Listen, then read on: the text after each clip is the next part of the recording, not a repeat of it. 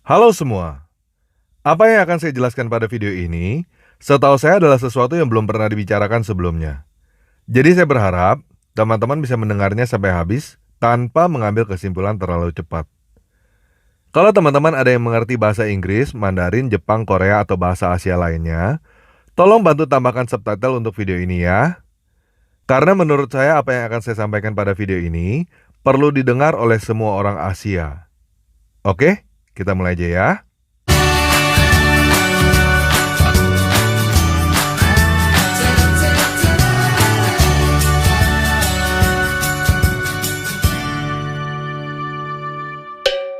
Nah, sekarang kita mulai dari sejarah ya. Kerajaan tertua di Asia yang mempunyai bukti arkeologi adalah Kerajaan Shang, atau yang disebut juga dengan Yin, yang diperkirakan dari tahun 1600 sampai 1000 sebelum Masehi di Cina. Menurut catatan sejarah agung yang ditulis kira-kira pada tahun 100 sebelum Masehi oleh Sima Qian, dan catatan sejarah bambu yang ditulis kira-kira pada tahun 300 sebelum Masehi, kerajaan pertama sebelum Kerajaan Shang adalah Kerajaan Xia. Kerajaan Xia diperkirakan berdiri sejak tahun 2000 sampai 1600 sebelum Masehi, dan biasanya dianggap sebagai cerita legenda karena tidak ditemukan adanya bukti arkeologi. Nah, perlu kita perhatikan di sini bahwa jarak antara Kerajaan Xia dan catatan sejarah adalah lebih dari 1000 tahun. Jadi selama lebih dari 1000 tahun, cerita tentang Kerajaan Xia diturunkan secara lisan. Setelah lebih dari 1000 tahun, baru diturunkan secara tulisan. Legenda yang ada di Cina yang paling kuno adalah legenda 8 dewa, legenda Nuwa, legenda 3 maharaja dan 5 kaisar. Banyak versi yang bercerita mengenai legenda ini, dan hal ini wajar karena cerita tersebut diturunkan secara lisan selama lebih dari 1000 tahun. Namun yang menarik adalah legenda-legenda ini ada hubungannya dengan banjir besar. Sejarah Cina dimulai dengan banjir besar. Jika kita mencocokkan legenda yang ada di Cina dengan catatan yang ada di Alkitab, kita bisa melihat bahwa legenda 8 dewa adalah cerita Nuh dan keluarganya yang berjumlah 8 orang di dalam bahtera. Nuwa adalah Nuh, 3 maharaja adalah 3 anak Nuh, Shenong adalah Sem, Suiren adalah Ham, Fuxi adalah Yafet, 5 kaisar adalah 5 anak Sem. Nah, kalau kita perhatikan tabel waktu yang ada di kitab Kejadian, banjir besar terjadi kira-kira pada tahun 2500 sebelum Masehi. Yang jarang orang perhatikan pada tabel ini adalah Nuh dan Sem masih hidup sampai melihat keturunan yang ke-10, yaitu Abraham. Jadi Abraham bertatapan muka dengan 10 tingkat leluhur yang ada di atasnya. Nah, pertanyaan yang menarik adalah, keturunan siapakah orang-orang Cina menurut Alkitab? Perlu kita ketahui bahwa umumnya orang Indonesia adalah campuran India, Afrika, dan Cina. Jadi seharusnya teman-teman yang pribumi sedikit banyak punya darah keturunan Cina, dan kemungkinan ini adalah cerita tentang leluhurmu juga. Pada Kejadian 25 ayat 1, dikatakan bahwa Abraham mengambil pula seorang istri yang bernama Ketura. Perempuan ini melahirkan bagi Abraham Zimran, Yoksan, Medan, Midian, Isibak, dan Syuah. Dan diceritakan juga bahwa Abraham menyuruh mereka pergi ke tanah timur. Ini adalah satu-satunya keturunan Nuh yang tercatat pergi ke tanah timur di dalam Alkitab. Anak-anak Abraham keturunan Ketura. Kapan peristiwa ini terjadi? Kira-kira pada tahun 2000 sebelum Masehi. Sama dengan tahun berdirinya Kerajaan Xia, kerajaan pertama di Cina. Jadi kemungkinan keturunan Cina adalah keturunan Abraham secara lahiriah dari Ketura. Nah, sekarang kita langsung membahas kepercayaan leluhur orang-orang Cina ya. Ada 2 orang yang menjadi dasar fondasi filsafat Cina, yaitu Kongfuzi dan Laozi. Kongfuzi mengajarkan tentang moral, Laozi mengajarkan tentang teologi. Kalau ajaran Buddha, sebenarnya bukan ajaran asli yang berasal dari Cina, tetapi dari India. Nah, pada video ini, kita tidak akan membahas tentang ajaran Kongfuzi dan Buddha.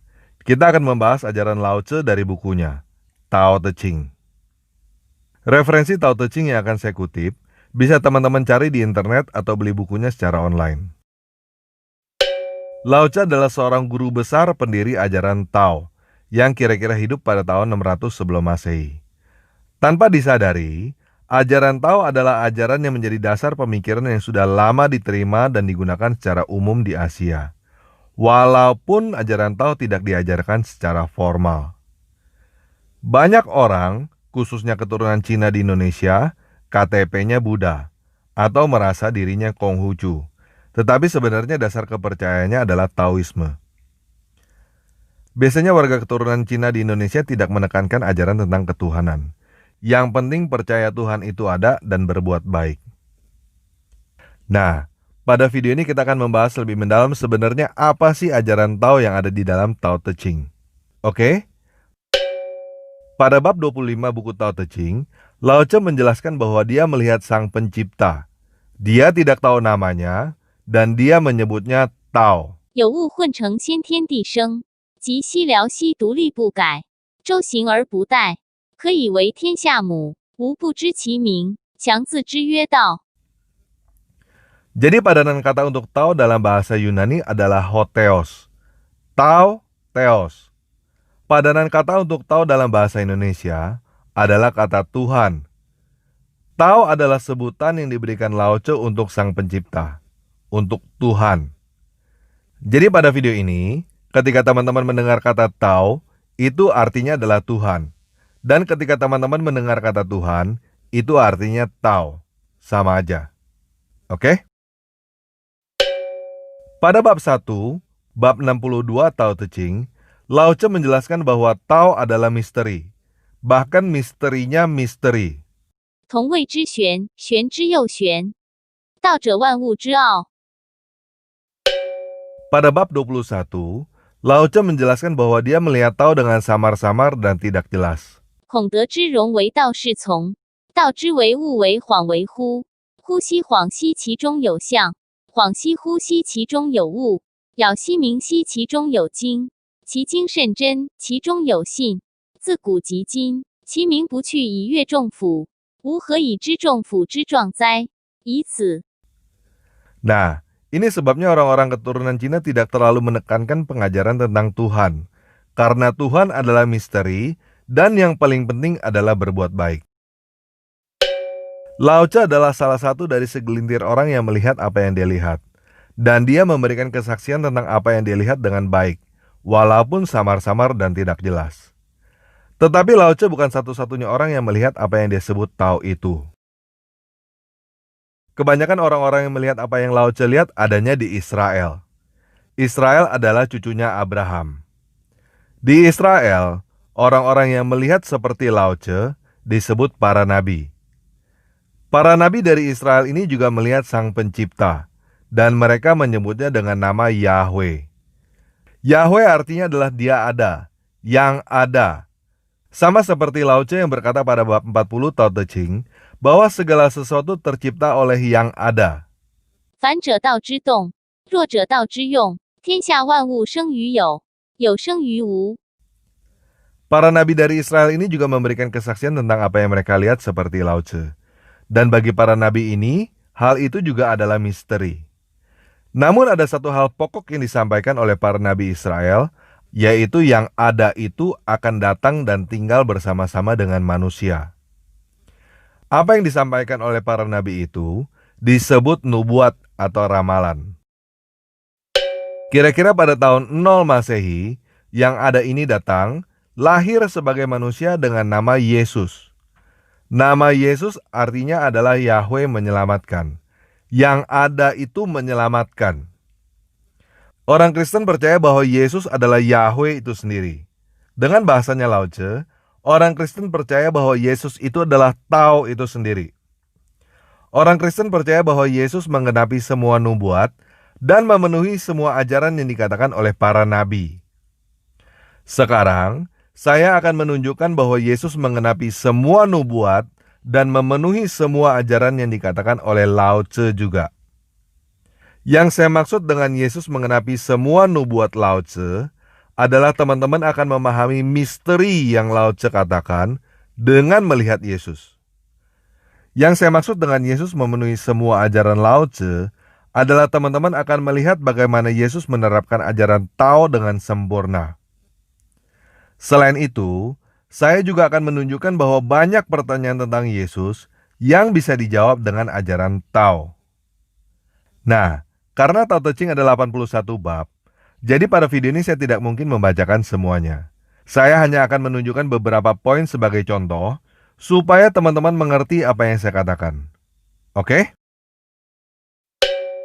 Pada bab 4, Lao Tse mengatakan bahwa dia tidak tahu Tao adalah putra siapa, tetapi Tao sudah ada sebelum Kaisar pertama. 道冲而用之或不盈，渊兮似万物之宗。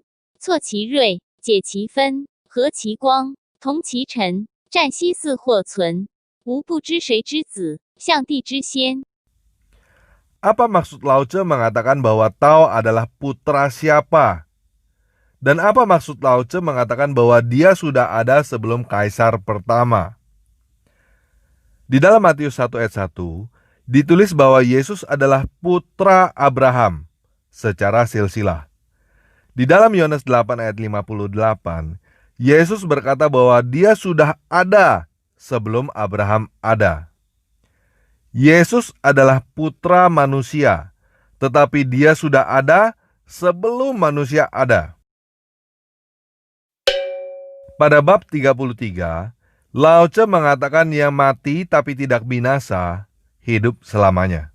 知人者智，自智者明；胜人者有力，自胜者强；知足者富，强行者有志；不失其所者久，死而不亡者寿。 Di sepanjang sejarah manusia, tidak ada satu orang pun yang mati tapi tidak binasa dan hidup selamanya, selain Yesus Kristus. 4 buku Injil yang ada di dalam Alkitab memberi kesaksian bahwa Yesus mati, lalu bangkit pada hari ketiga, dan hidup abadi di langit. Nah, ini yang disebut dengan Injil. Injil adalah kabar baik. Yesus bangkit dari kematian dan hidup abadi di langit. Dan Yesus berkata bahwa barang siapa percaya kepadanya akan dibangkitkan pada akhir zaman dan hidup abadi. Jadi saya mau mengajak teman-teman berpikir begini. Lao Tse mengatakan bahwa dengan mengikuti ajaran Tao, seseorang akan hidup abadi. Buktinya mana? Buktinya adalah Yesus Kristus. Kalau teman-teman baca Tao Te Ching dan baca Injil, teman-teman akan melihat bahwa semua yang diajarkan oleh Lao Tse dilaksanakan dengan sempurna oleh Yesus. Dan akhirnya Yesus bangkit dari kematian dan hidup abadi. Jadi Yesus membuktikan bahwa apa yang diajarkan oleh Lao Tse adalah benar. Dan ini adalah kabar baik bagi teman-teman yang mengikuti ajaran Tao. Jika kamu benar-benar mengikuti ajaran Tao, kamu akan hidup abadi. Bagaimana caranya benar-benar mengikuti ajaran Tao? Lihat Yesus. Kita ambil contoh ya. Pada bab 78, Lao Tse berkata bahwa siapa yang menanggung dosa suatu negara, dia adalah penguasa masyarakat itu. Siapa yang menanggung bencana suatu negara, dia adalah raja dunia. 天下莫柔弱于水，而攻坚强者，莫之能胜，以其无以易之。弱之胜强，柔之胜刚，天下莫不知莫能行。是以圣人云：受国之垢是为社稷主，受国不祥是为天下王。正言若反。 Nah, pertanyaannya adalah, apakah benar yang dikatakan oleh Lao Tse? Apakah benar jika kita menanggung dosa dan menanggung bencana, kita akan menjadi penguasa dan raja? Lihat Yesus. Yesus mati dengan cara disalibkan untuk menanggung dosa seluruh manusia, untuk menanggung bencana kematian seluruh umat manusia, supaya nanti kita akan bangkit dan hidup abadi bersama-sama dengan Dia. Sekarang sudah hampir 2000 tahun sejak peristiwa Yesus disalibkan. Dan sampai sekarang Kristen adalah kerajaan tanpa batas negara dengan Yesus sebagai penguasa dan rajanya.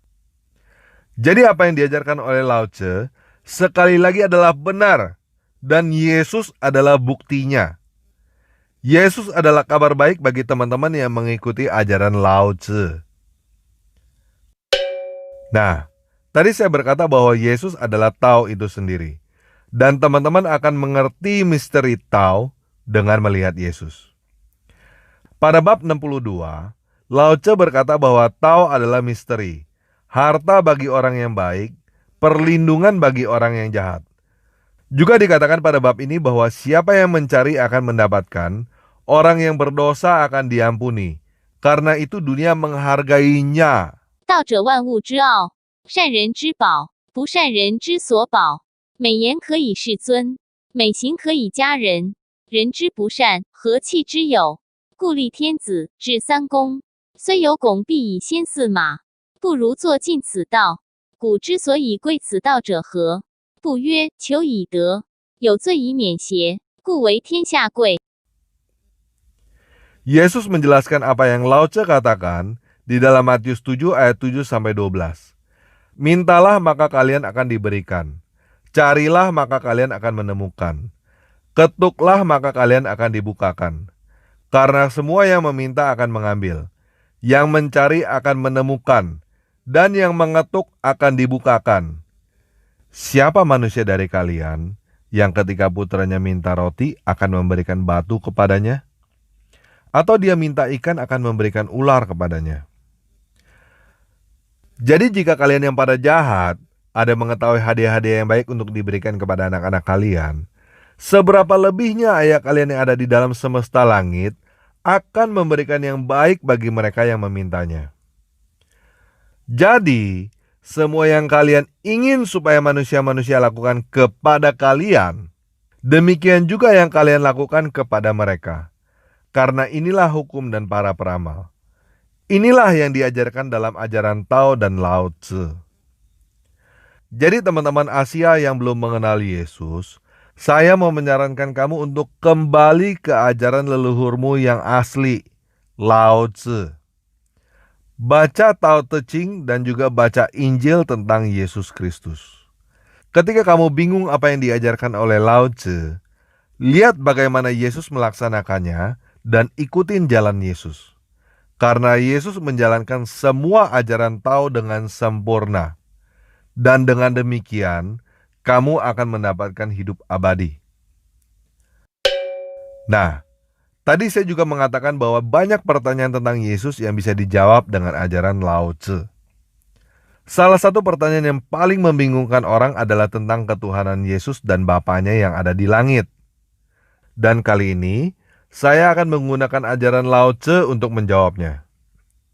Yohanes 1 ayat 1-5 berkata, pada mulanya adalah firman, firman itu bersama-sama dengan Dewata, dan firman itu adalah Dewata. Ia pada mulanya bersama-sama dengan Dewata. Segala sesuatu dijadikan oleh Dia, dan tanpa Dia, tidak ada sesuatu pun yang telah jadi dari segala yang telah dijadikan. Dalam Dia ada hidup. Dan hidup itu adalah terang manusia. Terang itu bercahaya dalam kegelapan, dan kegelapan itu tidak menguasainya. Yohanes 1 ayat 14. Firman itu telah menjadi manusia, dan diam di antara kita. Dan kita telah melihat kemuliaannya, yaitu kemuliaan yang diberikan kepadanya sebagai anak tunggal Bapa, penuh kasih karunia dan kebenaran. Yohanes 1 ayat 18 berkata, tidak seorang pun pernah melihat Dewata, tetapi anak tunggal Dewata yang ada di pangkuan Bapa, dialah yang menyatakannya. Nah, banyak orang yang sulit menjelaskan tentang ayat-ayat yang barusan saya baca. Namun jika kita melihat dari sudut pandang Taoisme, sebenarnya hal ini tidak terlalu sulit untuk dijelaskan. Semua orang Kristen sepakat bahwa Yesus adalah sang anak yang dimaksud di dalam ayat-ayat yang barusan kita baca. Yesus adalah sang firman yang keluar dari sang Dewata dan menjadi manusia. Namun banyak orang yang bingung dengan dualisme anak dan bapa, firman dengan Dewata. Pada bab 40 Tao Te Ching, Lao Tzu menjelaskan bahwa segala sesuatu, segala hal, alam semesta, lahir dari yang ada. Dan yang ada lahir dari yang tidak ada. 凡者道之动，弱者道之用。天下万物生于有，有生于无。 Firman atau anak itu adalah yang terlihat. Lao Tzu menyebutnya yang ada. Dewata atau Bapa itu adalah yang tidak terlihat. Lao Tzu menyebutnya yang tidak ada. Segala sesuatu diciptakan oleh firman, oleh sang anak. Segala sesuatu diciptakan oleh yang ada. Firman berasal dari Dewata. Sang anak berasal dari sang Bapa. Yang ada lahir dari yang tidak ada. Jadi Lao Tzu dan Yohanes sedang menjelaskan hal yang sama dengan kata-kata yang berbeda. Yesus berkata di dalam Yohanes 14 ayat 9-12, "Barang siapa telah melihat aku, ia telah melihat Bapa. Aku di dalam Bapa dan Bapa di dalam aku." Pada bab 1 buku Tao Te Ching, Lao Tzu menjelaskan dengan menggunakan istilah yang tanpa nama dan yang dengan nama. Yang tanpa nama adalah sumbernya. Yang dengan nama adalah yang menciptakan. Orang yang mengosongkan dirinya dari keinginan bisa melihat yang tanpa nama. Orang yang mempunyai keinginan hanya melihat yang dengan nama. Yang tanpa nama dan yang dengan nama pada dasarnya adalah sama. Keduanya hanya berbeda nama. 道可道，非常道；名可名，非常名。无名天地之始，有名万物之母，故常无欲以观其妙，常有欲以观其徼。此两者同出而异名，同谓之玄，玄之又玄，众妙之门。 Jadi Lao Tzu memandang yang tidak ada dan yang ada, yang tidak terlihat dan yang terlihat. Dan ini yang disebut Lao Tzu dengan Tao. Begitu juga dengan Yesus. Yesus adalah nama untuk anak dan Bapa, dan keduanya adalah satu kesatuan. Di dalam Yohanes 14 ayat 26, Yesus berkata bahwa Bapa lebih besar daripada aku. Di dalam bab 11 buku Tao Te Ching, Lao Tzu berkata bahwa jendela, pintu, dan tembok yang membentuk ruangan. Dan ruangan yang di dalamnya itu yang digunakan. Yang terlihat yang bermanfaat, yang tidak terlihat yang digunakan. 30辐共一毂，当其无，有车之用；言之以为器，当其无，有器之用；凿户有以为室，当其无，有室之用。故有之以为利，无之以为用。 Jadi Lao Tzu menjelaskan dengan perumpamaan sebuah ruangan. Yang disebut dengan anak adalah tembok, pintu, dan jendelanya. Yang terlihat, yang disebut dengan Bapa, adalah ruangan yang ada di dalamnya, yang tidak terlihat. Bapa ada di dalam anak, dan anak ada di dalam Bapa, seperti ruangan dengan tembok-temboknya. Bapa lebih besar daripada anak. Begitu juga ruangan lebih besar daripada tembok-temboknya. Kita bisa membedakan yang mana yang disebut tembok, yang mana yang disebut ruangan. Tembok dan ruangan adalah dua hal yang berbeda. Namun keduanya adalah satu kesatuan. Begitu juga dengan anak dan Bapa adalah dua hal yang berbeda. Namun keduanya adalah satu kesatuan. Tidak ada tembok, maka tidak ada ruangan. Tembok itulah yang menyatakan ruangan. Begitu juga anak yang menyatakan Bapa. Bagaimana caranya melihat ruangan? Ya lihat tembok-temboknya. Bagaimana cara melihat Bapa yang di langit? Ya melihat anaknya. Yang disebut dengan Tao adalah tembok-tembok termasuk ruangan yang ada di dalamnya. Yang disebut dengan Yesus adalah anak termasuk Bapa yang ada di dalamnya. Yesus berkata di dalam Yohanes 10 ayat 9, "Aku adalah pintu. Barang siapa masuk melalui aku, ia akan selamat.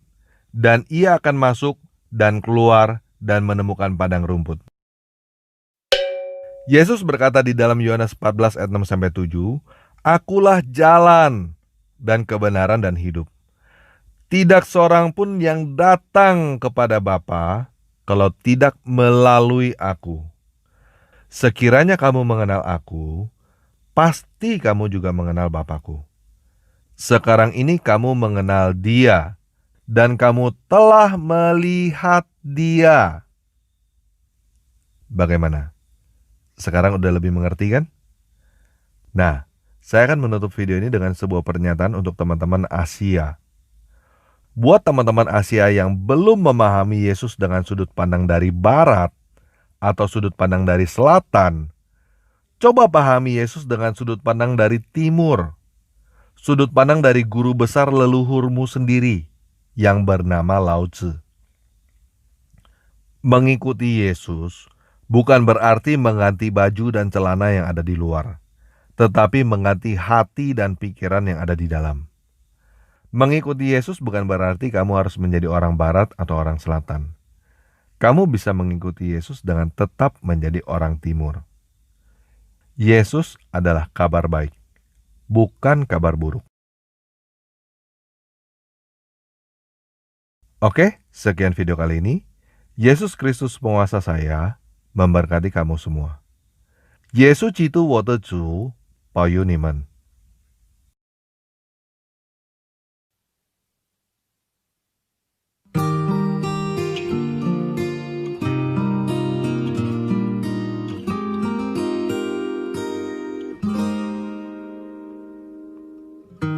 坦然无惧，我来到施恩的宝座前，将你的名所当得的荣耀归给你。凡亲近你的必须借着血的献祭。你只一次献上自己，拯救我到底。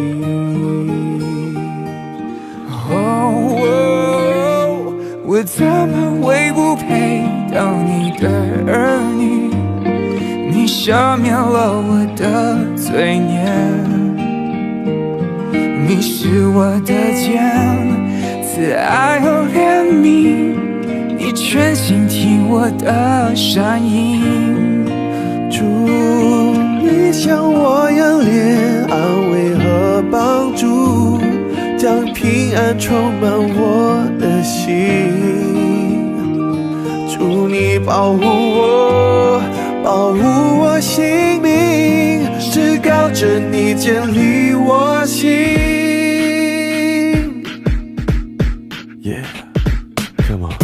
坦然无惧，我来到施恩的宝座前，将你的名所当的荣耀归给你。